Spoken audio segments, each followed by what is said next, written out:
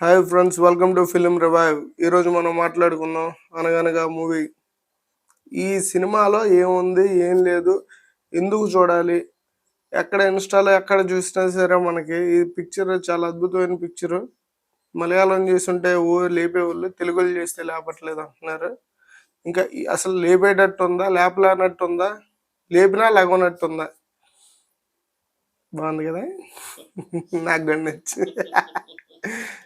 ఇంకా ఈ పాయింట్ ఎలా ఉంది ఏంటి అసలు ఈ సినిమా?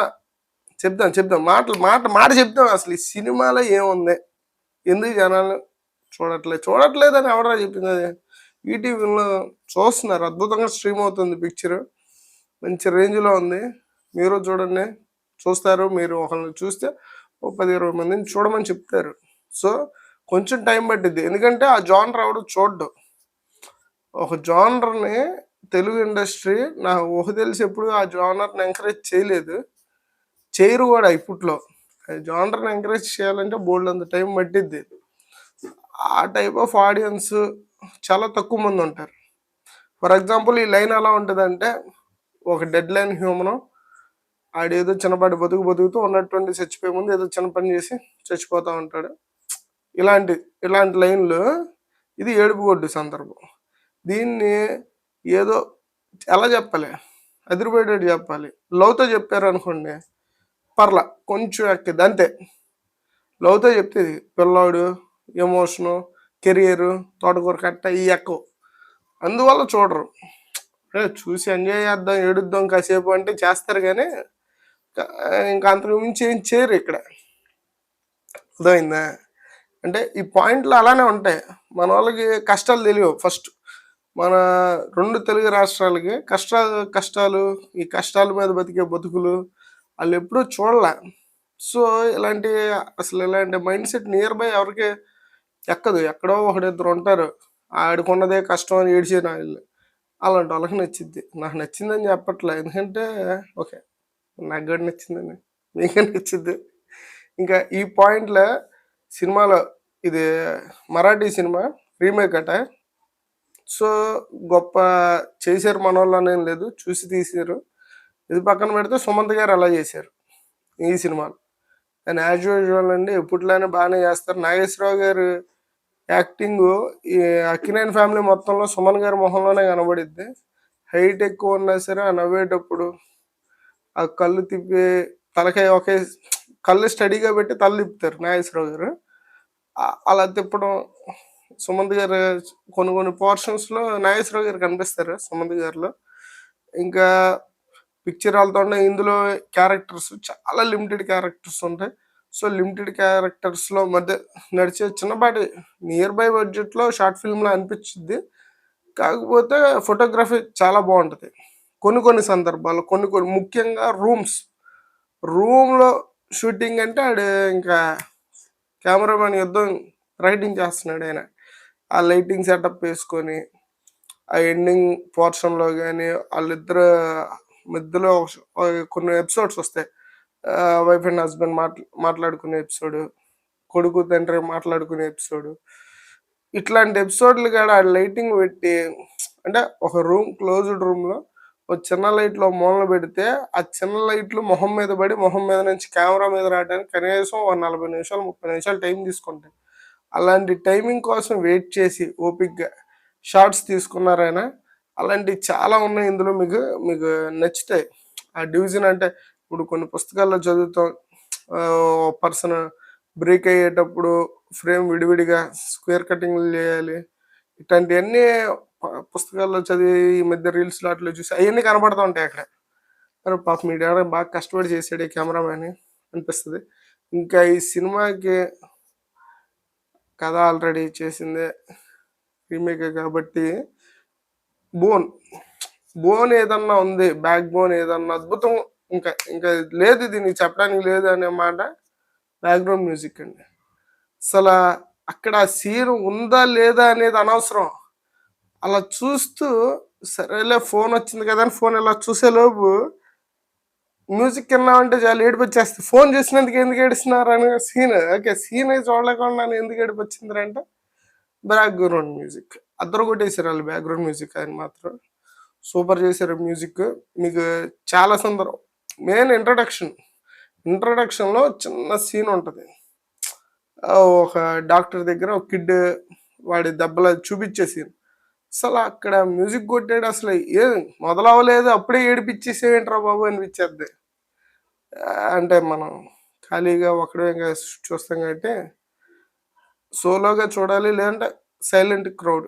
ఇట్లా అది తీసుకురా, ఇది తీసుకురా, అది అక్కడ పెట్టి, ఇది ఇక్కడ పెట్టు అని చెప్పే మనుషులేం లేకుండా అందరూ సినిమా చూసే మనుషుల మధ్యలో కూర్చొని చూస్తే మిమ్మల్ని ఖచ్చితంగా ఒక 6-7 సార్లు ఏడిపించింది.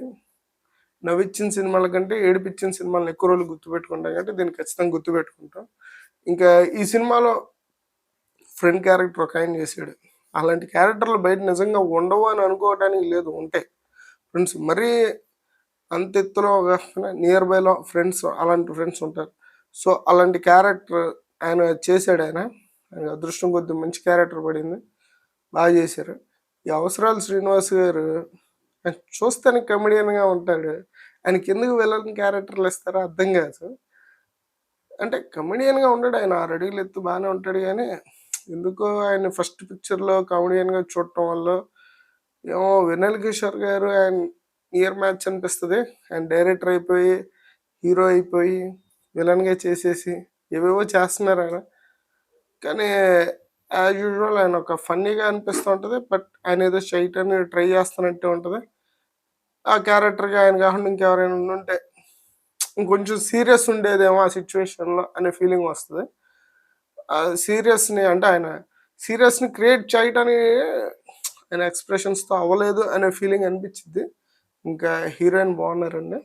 ఏమో మదర్ క్యారెక్టర్ కాబట్టి వీళ్ళు ఉన్నంత సెటిల్డ్గా ఇది సెటిల్డ్. ఇంకా పిల్లోడు ఒకటి చేశాడు. ఆ పిల్లోడు చేస్తుంటే మీకు ప్రియదర్శిగా అనిపిస్తాడు. వాడు ఏ ఎక్స్ప్రెషన్స్ ఇవ్వడు, కానీ కెమెరాని అటు పెట్టి ఏదో ఒక ఎక్స్ప్రెషన్ వాడి దగ్గర నుంచి తీసుకుంటా కెమెరామ్యాన్ చాలా కష్టపడ్డాడండి ఆ పిల్లోడి వరకు. అంత కష్టపడి ఆ పిల్లోడిని ఎందుకు సెలెక్ట్ చేశారు అనే ఫీలింగ్ వస్తుంటుంది. అంటే అటు చేశాడేమో, బహుశా వాళ్ళకి కనిపించిందేమో మనకు కనపడదు, కానీ పిల్లోడు బాగానే చేశాడు అనిపించింది ఫైనల్గా. ఇంకా ఇదంతా ఈ లైన్ ఎందుకు చూడరు అంటే ఆ క్లైమాక్స్లో హీరోలను చంపేయడాలు ఇంకా ఇది చూడరు అంతే. ఇప్పుడు మనకి నాని సినిమాలు ఉంటాయి, 3-4 ఆడిని ఏమే భీములి, ఆ జెర్సీ సినిమా వేరు. జెర్సీ సినిమా ఆడిని అంటే ఆడిని కాదు, డబ్బులేం పెద్ద రాలేదు. ఏమైనా డౌట్లు ఉంటే నాగేశ్వన్ గారు ఇంటర్వ్యూలు చూడండి. అదేం పెద్ద డబ్బు ఏం తెచ్చుకోలేదు, ఆడలేదని కూడా చెప్తాడు ఆయన అయితే. కానీ దాంట్లో చాలా చాలా కమర్షియల్ పాయింట్స్ ఉంటాయి. మనోడు అమ్మాయికి ఒక కిస్ పెడతాం, బయట తీసుకొని వెళ్తాం, ఆ ఫాదర్ యంగ్ పోర్షన్లో రొమాన్స్, క్రికెట్ హై ఫీల్ తెప్పించే షాట్లు, ఇలాంటివి ఎన్నో ఉంటాయి. ఇందులో అలాంటివి ఉండవు. పాపం వీడి జీవితం చిన్న పుస్తకం, ఆ పుస్తకంలో అయిపోద్ది. ఇక్కడ ఇంకోటి ఏంటంటే ఇందులో సక్సెస్ అయ్యాడు లేదు అనేది కూడా ఎక్స్ప్లెనేషన్ క్లోజింగ్ ఉండదు. ఎందుకంటే ఒక మనిషి ఒక వస్తువు కోసం పరిగెత్తి ఆ మనిషి ఒక 22 సంవత్సరాల తర్వాత ఆ వస్తువు స్థాయి మొదలుపెట్టిన స్థానంలోనే, లేదంటే మొదలుపెట్టిన 2 అడుగు స్థానంలోనో, మొదటి అడుగు స్థానంలోనే చూపించినప్పుడు అదంత హై ఫీల్ అవ్వదు. ఉన్నది ఉన్నట్టే చూపించాలని కదా, మన దగ్గరకు వచ్చాక మనం మార్చేసుకోవచ్చు. కానీ వీళ్ళు ఎందుకో మార్చుకోలేదు. మిస్టర్ బచ్చన్ లాగా ట్రై చేయకుండా ఉన్నది ఉన్నట్టు తీశారు. ఇంకా ఈ సినిమా ఇంతే. ఇంతకు మించి అంటే ఇది చూసేవాళ్ళు తక్కువ, 5-10 మంది ఉంటారు. 100కి ఒక 5. సినిమా చూసేవాళ్ళే 100 మంది ఉన్నారు. ఆ 100 మంది సినిమా చూసేవాళ్ళు అయితే ఇలాంటి జానర్ చూసేవాళ్ళు 5 మంది ఉంటారు. అందువల్ల ఈ పిక్చర్ని తక్కువ మంది ఎంకరేజ్ చేస్తారే తప్ప ఈ పిక్చర్ బ్యాడ్ కాదు. అవార్డులు వస్తాయి, అంటే ఇది రీమేక్ కాబట్టి నేషనల్ అవార్డు రాకపోవచ్చు కానండి, లోకల్ అవార్డులు చాలా అవార్డులు వస్తాయి. ఈ సుమంత్ గారికి కూడా ఈ పిక్చర్ వల్ల ప్లస్ ఏంటంటే నెక్స్ట్ ఏదన్నా ఒక మంచి ఫీల్ గుడ్ మూవీ చేస్తే ఇదివరకు వచ్చిన రూపాయి కంటే థియేటర్ రిలీజ్లో ఇంకో రూపాయి ఎక్కువ వస్తాయి. ఎందుకంటే ఓటీటీలో పిక్చర్ని చూసి అది నచ్చినప్పుడు ఆ నచ్చిన దాన్ని బట్టి ఇంకా వస్తారు. థ్యాంక్స్ ఫర్ వాచింగ్ అండి. మా ఎడిటర్ నిద్రపోతున్నాడు, గురక వినిపిస్తూ ఉంటుంది. Thank you. ఇక మీద మళ్ళీ కలుద్దాం. నువ్వు ఇదో వీడియో, దీనికి ఒక ఎడిటర్. అయిపోయింది. ఎంతసేపు చెప్పా?